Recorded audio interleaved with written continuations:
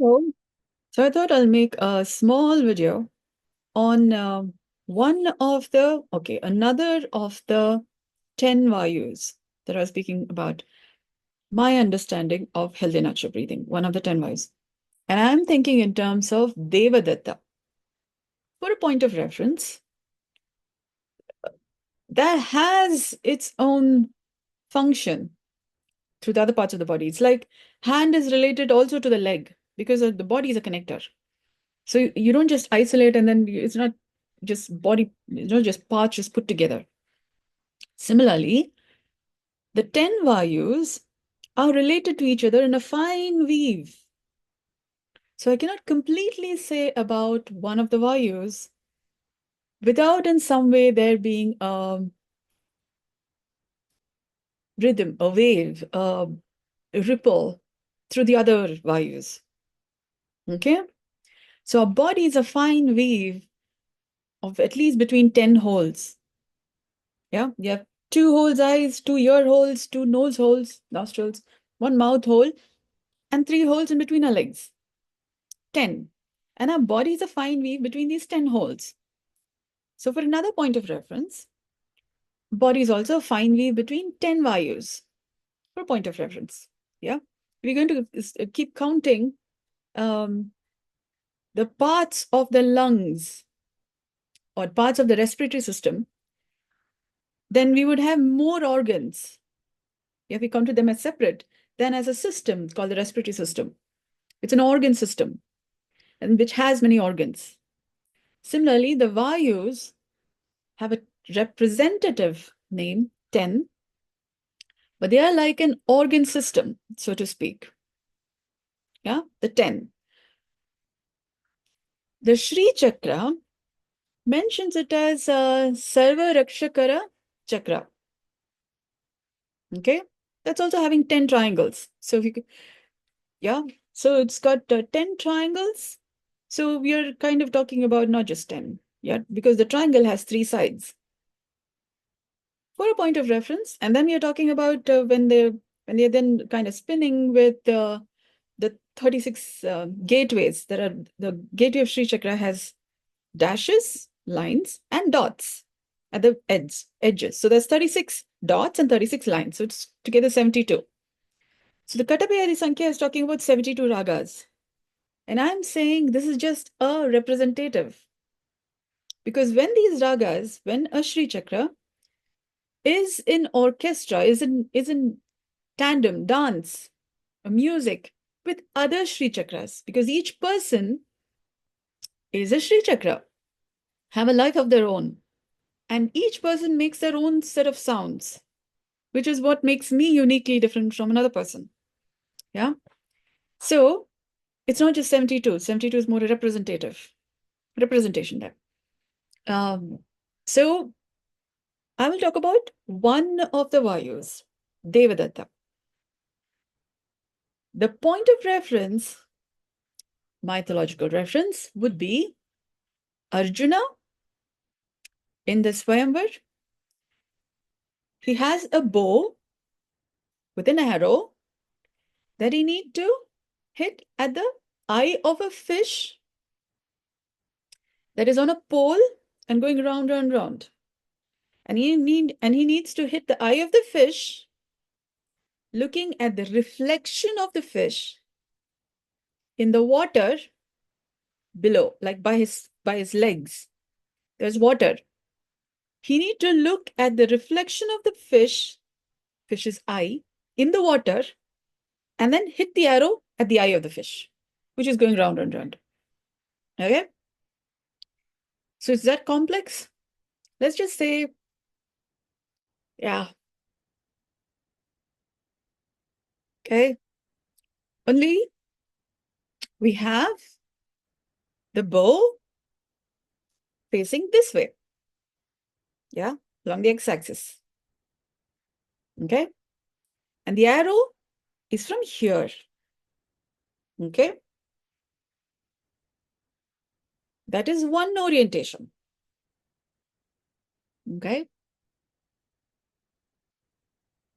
That's for stability. Okay. And there is another bow, which is facing this way. And this bow is the Shiva Bana. Yeah. The Bana will be arrow, right? The Shiva's bow, which Lord Rama, during his Swayamvar, was expected to string it, but he ended up breaking it. That's the mythological story. And over time, Rama and Sita went into the earth to contemplate on what is missing, the presence of which would make a difference. And Rama went and drowned in a river. Yeah. So don't break the bow. Yeah.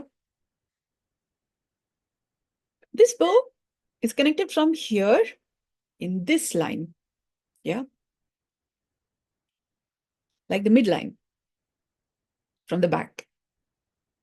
Okay. And okay, this way. And the string of the bow is your Kundalini, or the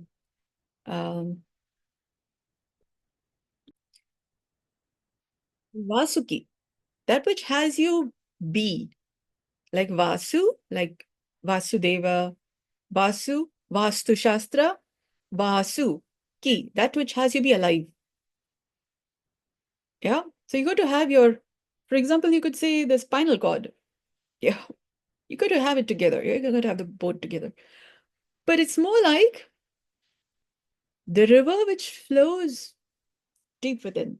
It's kind of like, you could say kind of like the notochord. But you said notochord is kind of not dried up. Because if that happens, we won't be alive. Yeah, basically. We have the cerebrospinal fluid, but I'm talking about the fluid within the spinal column. So there's a vertebra. Through the body of the vertebra, to keep the fluidity of the vertebral column, there's a certain gel, there's a certain fluid that goes inside the vertebral column. And if that fluid comes out, then you have some nervous problems. Yeah. So I'm talking about that river which flows in the bottom of it all. The bottom is actually the center of it all. Yeah. Now, don't try and get in touch with it, because you got to first meet your skin. You got to be able to feel your own body's warmth, for example. Yeah. Then you should be able to feel moisture. You should be able to feel softness. You should be able to feel, the movement of your heart. It's called the heartbeat, or the cardiac muscle complex beat. We call it the heart, but it's actually the cardiac muscle complex. Has a movement. But more, before that, you should be able to feel your own lungs movement. The left lung has a certain movement that's slightly different from the right lung, because one side has 3 lobes and the other has 2 lobes. Go look up which side is which. Yeah, that way you will have a little education on your own body. All humans, most of them, have 3 lobes on one side, one lung, one side, to look it up which one, 2 on the other. And then the heart and the lungs are finely connected. Okay? And then you should be able to feel the diaphragm. Diaphragm moves in a particular way. And then your abdomen also moves while you're breathing. So you got lots of movements for you to be able to pay attention to before you be able to feel, there is direction in which your muscles move. Your abdomen muscles, for example, there is spiral, transverse movement, horizontal directed muscles, vertical directed muscles. You should be able to feel all these directions of your muscles. Don't go into all of those details right now. Yeah, because slowly, okay, because we don't want you to get entangled within your own system. That's why they say when you do yoga, it's best to learn yoga under the guidance of other people who have been studying it since some time, because you could strike a pose and then get a little knotted. You don't want that to happen. And here we are talking about lots of body parts, not just poses. So movementless yoga is very fine. And I'm the founder. So it's better to talk to me because I'll be able to guide you and do this. Better don't do that because because I have been in the development of this in some years. So I know so many steps down the line, if you do this, that will happen. Yeah, then I'll be able to guide you. So prevention is better than pro protection is better than prevention is better than cure. So what to protect? I'll be able to guide you so you can prevent some problem happening down the line and so that you don't have to work on a cure because you've already taken care of the what needs to be preserved, that needs to be maintained. And that's the health of the matter. A lot of people don't know what is health. People have points of reference on what is disease. So don't know what is ease. You know, dis-ease, symptoms of dis-ease. But symptoms of ease and health is not known. Because there is like a whole encyclopedias of it, which has not been inquired into, as represented by WHO's global list of diseases. Okay, lots of work. So this is more like the internet during coding season. Before they could come up with the internet as we know it, coding, you know, one symbol put with another symbol, and there's a space, and then there's a bug. You got to remove that bug and to recognize why you should remove that bug, otherwise there is a problem. So I'm more in different stages of teaching this. So to identify, better to say this, better not to say this. Yeah. So it's better to talk to me because talking on the internet to an audience whom I don't even know how they're listening, mass communication did not come overnight. First conversation happened one-to-one. So I've been having one-to-one conversations and with a few people. And here I am talking about it on mass communication. Yeah. So I'm learning how to talk this. So it's better you talk to me one-to-one. So I'll be able to finally guide you. Because this is from a person-centric model of the universe. Okay. All right. I will talk about Devadatta. Because people have an idea about what Devadatta is. The vayus. We have the 10 vayus, 5 I can't say Mahavayus, 5 Vayus and 5 Upavayus. So together, I keep finding that they are actually not so very different.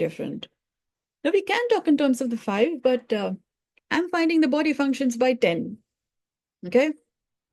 They're like an organ system. Yeah. Yeah. So without further ado, I will talk about my understanding of, for a point of reference, Devadatta.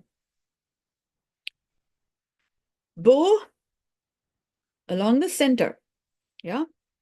And you also need to pay attention to this region, which is the x-axis, like the Arjuna's bow held like this, arrow this way.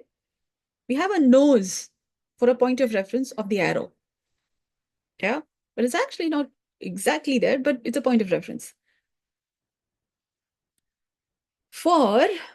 There's a point behind your head, about the nape of your neck. Yeah. People tend to even rub a certain soft ball, yeah, like a smiley.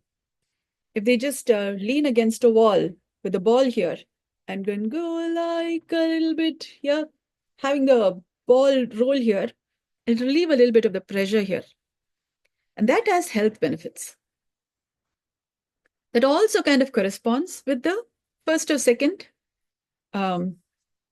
spinal column vertebra, because at birth, due to either cesarean section or due to vaginal birth, the tension in this region tends to be there, which then over time our body formed with these tensions from birth time.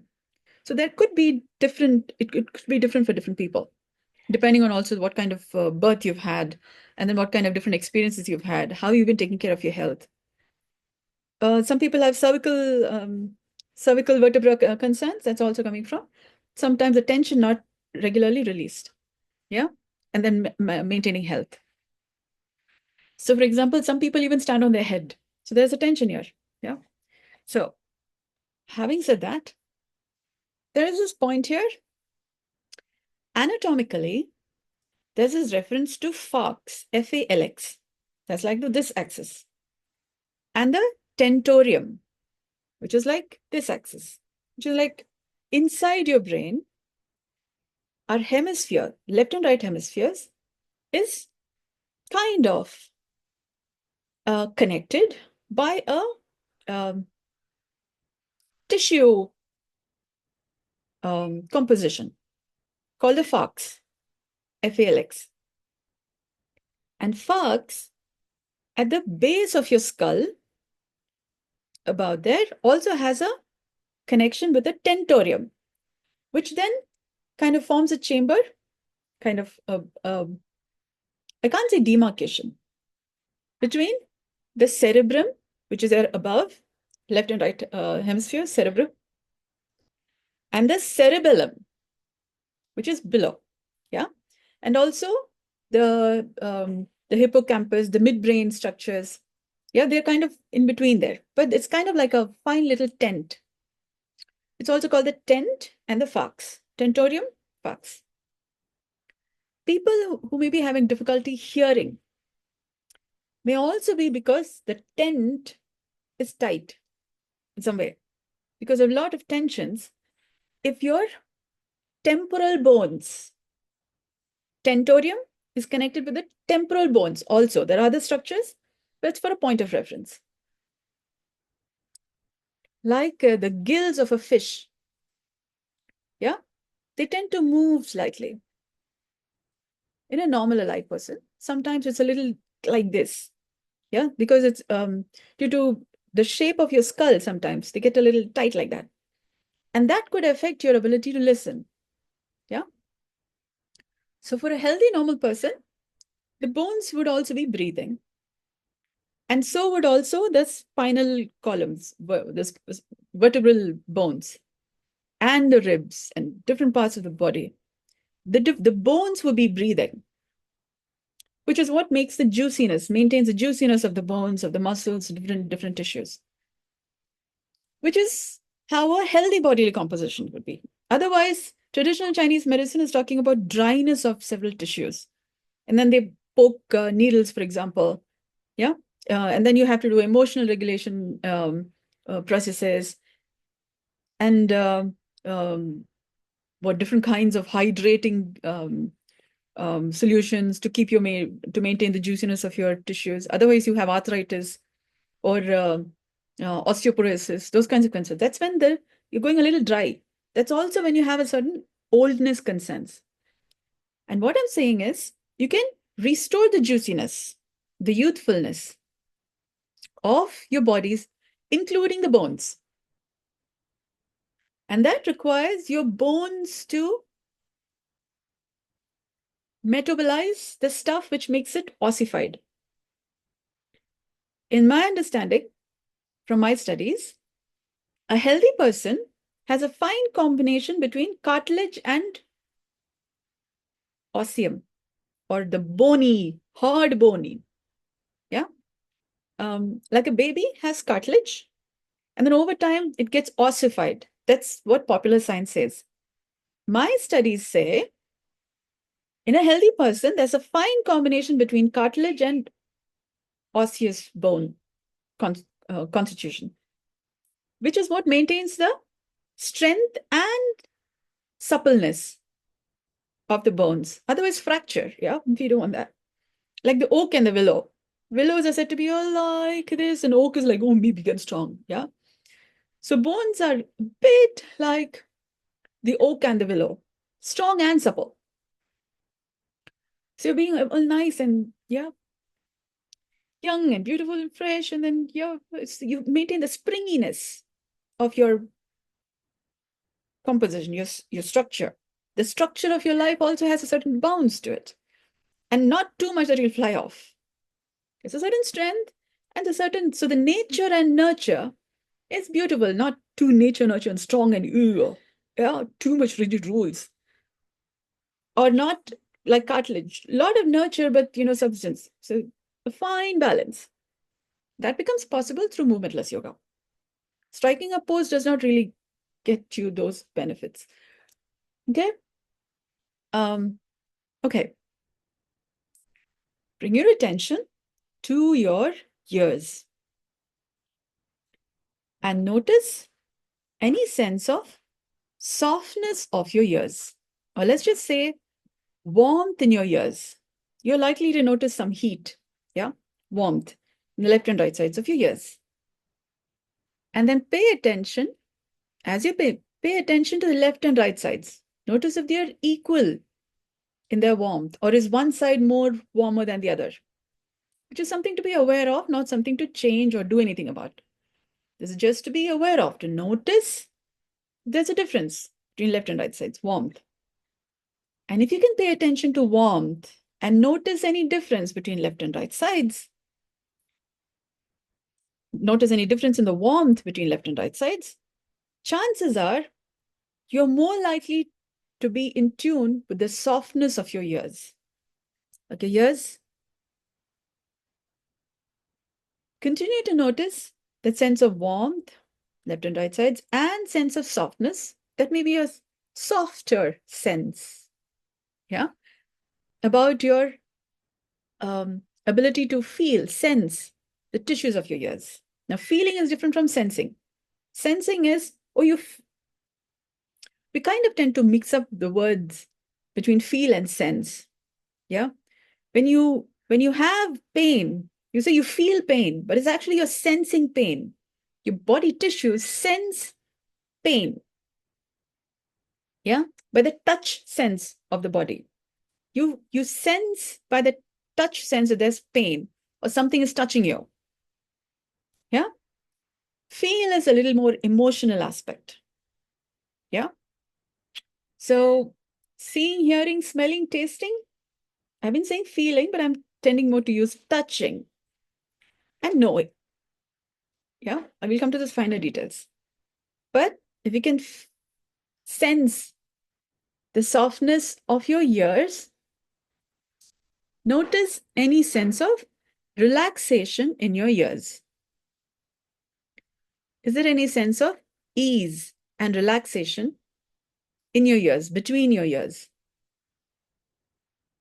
As you're noticing warmth and softness, and notice any sense of ease, relaxation between your ears. As you're paying attention to ease and relaxation between your ears, you're likely to be reducing the tension between the lower part of your tent and the upper part of your tent.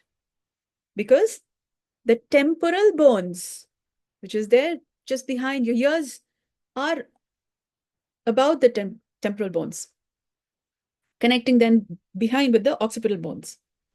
The tentorium also has a relationship with the temporal bones. When your ears are more relaxed, the temporal bones are likely to be more relaxed, which means they also help relax the tentorium inside.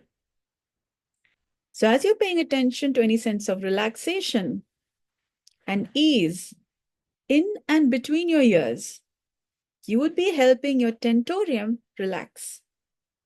And that would help the cerebrum and the cerebellum not be like this. They're likely to come here. Well, okay. The tentorium is connected with the falx. Like here, about the base of the skull, connected also with the falx. Okay. Now, I'm only going to be speaking in terms of the Devadatta. Okay. You've already paid a little bit attention to sense of warmth, softness, and sense of relaxation about your ears. Gently bring your attention to the back of your head. Okay. And notice any sense of relaxation about the midline of your head. That is from the back of your head, nape of your neck, along your vertebra, and the top of your head. If you can notice any sense of, if you can at least gently pay attention to this region of your head, this region of your head, about the mid head, about here, and the base of the nape of your neck, base of your head, you would still be doing a good job. If it feels a little too much, good job in the sense you would be more, okay, if this is a little too much, bring your attention back to your ears and notice any sense of warmth, softness, and sense of relaxation between your ears, in your ears, between your ears. Because this region may be unfamiliar. Could also be from you sleeping overnight, yeah, in a particular position all through the night, and your skull has gotten a little molded into that shape. And then when you wake up and then go about your daily activities is when it's like from here, it goes a little like that. People generally, when they sleep, when they wake up, their head is like this much. Yeah. And as they go about the activities is when it a little more blooms out. Okay. That's because the skull is going through tiny little spaces. Yeah. Like a baby in mother's womb, tiny, over time molding, yeah. So this exercise is to help bring a certain balance between the left and right sides. Okay. That becomes possible when you're able to pay attention to both the left and right sides, which means sometimes you may notice the warmth being more on one side versus the other. It's not a bad thing. It just, some people tend to have a left spin versus right spin. Again, too much.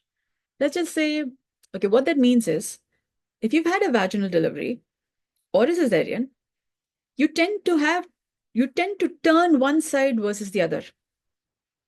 Okay? You prefer, it's not about the right hand versus left hand. You prefer one side versus the other. Like when you're taking a photograph, you tend to look nice on one side, one half than the other half. It's not a good or bad thing. It's just that you could be more logical versus creative, or more masculine versus feminine. You have more nature or nurture. Yeah. So neurotypical, neurodivergent, they actually have both. It's just that some people are more left wing versus right wing. Yeah, that way. We just tend to prefer one versus the other. And this exercise helps you bring a little more awareness to what's your type. Okay, that just language. To a little bit of what is your constitution. This exercise is likely to bring you a little more awareness into what's your constitution. Yeah. So it's not about left wing versus right wing. It's only a point of reference. Yeah. When you're able to notice, oh, you're noticing warmth more on one side versus the other, it brings you an awareness that there could be an imbalance. And that could also be coming from you tending to sleep on one side versus the other side, or on a raised pillow versus no pillow, or a range between that. Yeah. And then depending on how long you sit and how you sit, for example, if you put your feet on the other side, one side is likely to experience a tension on one side versus the other. And then over a long time, if you tend to sit in one way, that has its own effects on the entire bodily composition, which is why they say better not to cross your leg. Uncross it, keep your feet flat on the ground. Over time, this torsion slowly relaxes. And your health also improves in many ways. Simply uncrossing your legs, keeping your feet flat on the ground, over time improves your health. Okay? Back to Devadatta. Pay attention to warmth, softness, sense of relaxation in and between your ears. Notice any sense of relaxation. Notice any sense of softness between the upper palate and lower palate, like inside your mouth. Upper palate and lower palate. Because the upper palate is also related with the base of the skull. There's a fine connection. So notice a sense of relaxation in your ears, and notice any sense of softness between the upper and lower palate. Upper jaw, lower jaw. Yeah? Good enough for now. We don't want to do too much. Yeah? you would have begun a little bit into Devadatta vaayu. Yeah. Okay. You will slowly cover others, but right now, a little bit of common sense will help. Yeah. Common sense in the sense we have a seeing, hearing, smelling, tasting, touching. Yeah. Sensing, touching, such a sense of touch and knowing. All of these senses have a certain center about the head. So this would help to bring what I'm calling as a common sense, where all of these different senses are not too much tension between seeing. It could also be coming from tension between back versus front. So you're tending to see more, a visualization, or you're tending to hear more. Yeah, because that could also be coming from like this, back and front, or left versus right has gone like that. So you're tending to hear more, the slight torsion, depending on how you were born. Yeah, but it could be vacuum tension. So from here, that would have its own effect on how you can smell. Sometimes you can smell a lot, really lot, than other people. It could be also coming from a difference in tension between upper and lower. Yeah, or the forks got sucked a bit, and so this a bit long like that. Yeah, different effects. They all have their own composition. And what I'm saying is, we can remold our skull. No matter what our birthing conditions happen, we can remold our skull. So common sense is maintained and not too much of seeing or hearing or smelling or tasting or knowing or touching. Some people are very super sensitive about touch. Yeah, there are many effects. So common sense, there's a fine balance between what you can see, hear, smell, taste, touch, no. Okay, we'll come to all those details. I hope this gives you a little more pause. And maybe you will come to this video more often, or I'll make small clips, shorts out of this, or you can contact me if you'd like to further the education on how movementless yoga, healthy natural breathing, what this makes available. You can also work in communities, groups. Yeah, do let me know. Thank you so much for your kind attention and interest. Good day.